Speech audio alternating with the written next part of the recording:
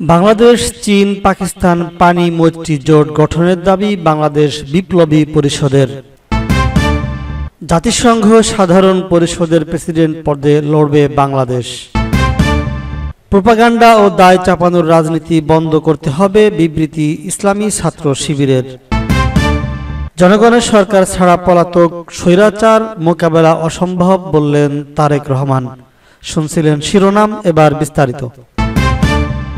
বাংলাদেশ, চীন, পাকিস্তান পানি মৈত্রী জোট গঠনের দাবি বাংলাদেশ বিপ্লবী পরিষদের। আন্তঃনদী সংযোগ প্রকল্পের মাধ্যমে পানি লুটে নিয়ে বাংলাদেশকে মরুভূমিতে রূপান্তরের চক্রান্ত রুখে দিতে বাংলাদেশ, চীন, পাকিস্তান পানি মৈত্রী জোট গঠনের দাবি জানিয়েছে জাতীয় বিপ্লবী পরিষদ। শুক্রবার জাতীয় প্রেস ক্লাবের সামনে ফারাক্কা লং মার্চ দিবস উপলক্ষে এক সমাবেশে এই দাবি জানায় দলটি।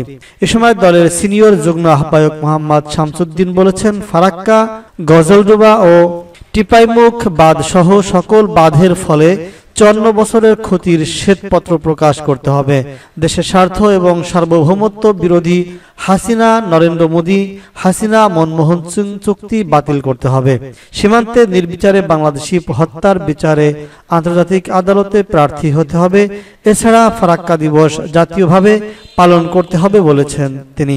সমাবেশে দলের যুগ্ম আহ্বায়ক কাইয়ুম কুতুব বলেছেন, কলকাতা বন্দরকে পলির হাত থেকে রক্ষার উদ্দেশ্যে ভারত কর্তৃক ফারাক্কা বাঁধ বাংলাদেশের দক্ষিণ পশ্চিম অঞ্চলে ব্যাপক ও ভয়াবহ ক্ষতিকর প্রভাব সৃষ্টি করেছে।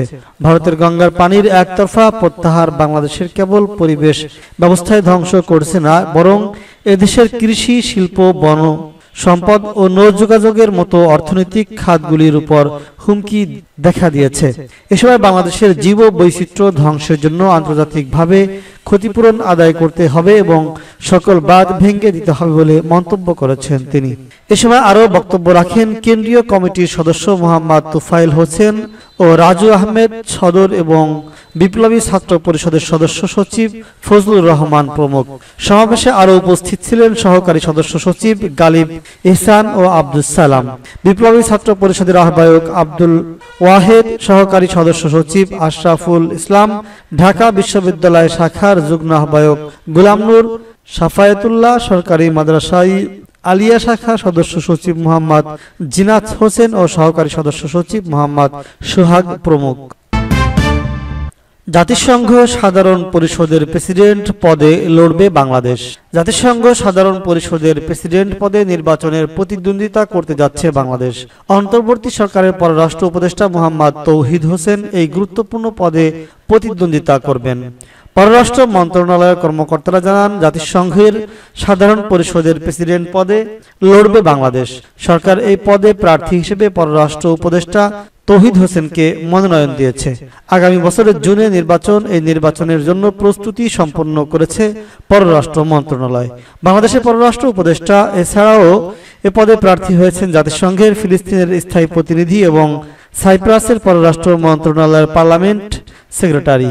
নির্বাচিত হলে তৌহিদ হোসেন 2006 সালের সেপ্টেম্বর থেকে 2027 সালের সেপ্টেম্বর পর্যন্ত, নির্বাচিত হলে তৌহিদ হোসেন 2026 সালের সেপ্টেম্বর থেকে 2027 সালের সেপ্টেম্বর পর্যন্ত জাতিসংঘ সাধারণ পরিষদের 81তম অধিবেশনের সভাপতি হিসেবে দায়িত্ব পালন করবেন।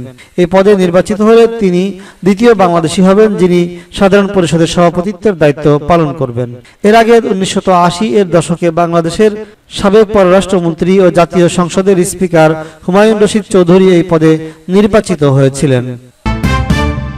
প্রোপাগান্ডা ও দায় চাপানোর রাজনীতি বন্ধ করতে হবে বিবৃতি ইসলামী ছাত্র শিবিরের।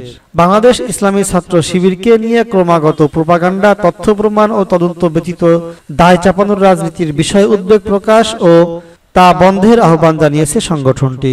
শুক্রবার গণমাধ্যমে পাঠানো এক বিবৃতিতে শিবিরের কেন্দ্রীয় সভাপতি জাহিদুল ইসলাম ও সেক্রেটারি জেনারেল নুরুল ইসলাম সাদ্দাম এই আহ্বান জানান। বিবৃতিতে শিবির নেতারা বলেন, বিরোধী মত দমনে দায় চাপানোর সংস্কৃতি ছিল বিগত ফ্যাসিস্ট সরকারের অন্যতম হাতিয়ার। অতীতেও ছাত্র শিবির মিথ্যাচার ও দোষারোপের রাজনীতির শিকার হয়েছে। রাজশাহী বিশ্ববিদ্যালয়ের ডাক্তার তাহের হত্যাকাণ্ড, জাহাঙ্গীরনগর বিশ্ববিদ্যালয়ের কবির হত্যাকাণ্ড, কুয়েটে হামলা, ঢাবি শিক্ষার্থী সাম্য হত্যাকাণ্ড সহ অসংখ্য ঘটনায় শিবিরকে জড়িয়ে অপরাজনীতির চেষ্টা করা হয়েছে। গত 14 মে জগন্নাথ বিশ্ববিদ্যালয়ের শিক্ষার্থীদের আন্দোলনে একজন উপদেষ্টার সঙ্গে ঘটে যাওয়া অনাকাঙ্ক্ষিত ঘটনার দায় কোনো ধরনের তদন্ত বা তথ্য প্রমাণ ছাড়াই তিনি ছাত্র শিবিরের উপর দায় চাপিয়ে ফ্যাসিস্ট আচরণের পুনরাবৃত্তি করেছেন। রাষ্ট্রের দায়িত্বশীলের চেয়ারে বসে রাজনৈতিক প্রতিহিংসার মনোবৃত্তি পরিহার করতে না পারলে তার স্বেচ্ছায় অব্যাহতি নেওয়া উচিত। তারা বলেছেন, কিছু ব্যক্তি এবং গোষ্ঠী পরিকল্পিতভাবে সোশ্যাল মিডিয়া প্ল্যাটফর্ম, বিশেষ করে ফেসবুক ব্যবহার করছে, যেখানে সংগঠনের লোগো, পতাকা, বর্তমান ও সাবেক দায়িত্বশীলদের ছবি এবং অন্যান্য প্রতীক ব্যবহার করে রাজনৈতিক ও সামাজিক ব্যক্তিবর্গের বিরুদ্ধে অশালীন ভাষা ও বিভ্রান্তিকর তথ্য ছড়াচ্ছে। এমনকি ভুয়া ফটো কার্ড তৈরি করে শিবিরের নামে প্রচার করা হচ্ছে। ফলে কেউ কেউ বিভ্রান্ত হয়ে নেতিবাচক মন্তব্য করছেন। ছাত্র ও রাজনৈতিক সংগঠনের কতিপয় নেতৃবৃন্দর দলীয় স্বার্থ চরিতার্থ করতে ধারাবাহিকভাবে প্রপাগান্ডা চালিয়ে যাচ্ছেন, যা অত্যন্ত নিন্দনীয় এবং রাজনৈতিক শিষ্টাচার বহির্ভূত। আমরা স্পষ্ট ভাষায় জানিয়ে দিতে চাই, ছাত্র শিবির মিথ্যা, অপপ্রচার ও প্রপাগান্ডার রাজনীতিতে বিশ্বাসী নয়। তারা বলেন, অনৈক্য, বিভক্তি ও দোষারোপের রাজনীতি দেশ গঠনের সুবর্ণ সম্ভাবনাকে ক্ষতিগ্রস্ত করতে পারে। জুলাইয়ের স্পিরিটকে ধারণ এবং অপপ্রচার ও প্রপাগান্ডা রাজনীতি পরিহারের আহ্বান জানাচ্ছে। পাশাপাশি যারা উদ্দেশ্য প্রণোদিতভাবে ছাত্র শিবিরের বিরুদ্ধে ভুল ও অপতথ্য ছড়াতে বদ্ধপরিকর, তাদের বিষয়ে আমরা সজাগ আছি। প্রয়োজনে আইনের আশ্রয় নিতে আমরা বাধ্য হব। জনগণের সরকার ছাড়া পলাতক স্বৈরাচারকে মোকাবেলা অসম্ভব বললেন তারেক রহমান। দেশে জনগণের সরকার ছাড়া পলাতক পতিত স্বৈরাচারকে মোকাবেলা করা সম্ভব হবে না বলে মন্তব্য করেছেন বিএনপির ভারপ্রাপ্ত চেয়ারম্যান তারেক রহমান।